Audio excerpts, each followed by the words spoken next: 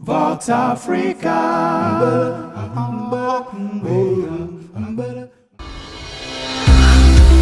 Je ne suis pas du RDPC. Dieu m'en préserve d'ailleurs. Je ne serai plus jamais du RDPC. Nous avons affaire à des autorités qui ne sont autorités que pour sévir. Ce ne sont pas des gens qui sont au service de l'épanouissement et du développement du Cameroun et des Camerounais. Alors vous, comment est-ce que vous vivez cela?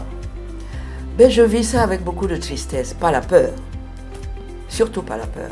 Comment est-ce qu'on peut encore oser, du côté du pouvoir, nous parler de démocratie?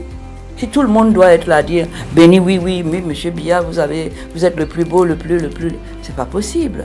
On ne muselle pas son adversaire politique.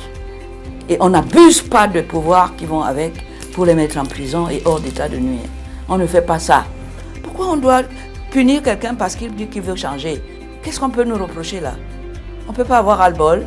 On ne peut pas vous dire ça suffit. On a eu certains... Mais pourquoi? Qui a dit qu'on ne doit pas dire ça suffit? Qu'on ne nous enferme pas ici, comme si on a un devoir divin avec le président Biya. Mais c'est ce que certains... Le contrat qu'on va signer avec lui, c'est un contrat synalagmatique qui a des devoirs et des droits pour les deux parties. Nous, on lui a donné. Il a donné quoi? La désolation. Quand je vois les Camerounais comme je l'ai fait hier, quand je suis allé acheter mon riz aussi, on est devenus des mendiants de grains de riz dans mon pays. Les gens s'alignent ça me fait sauter au plafond.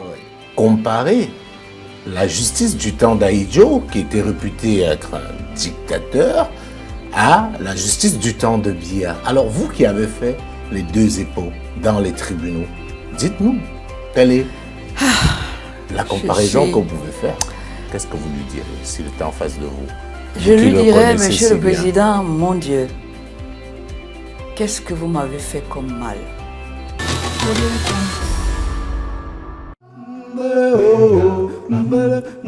Vox Africa.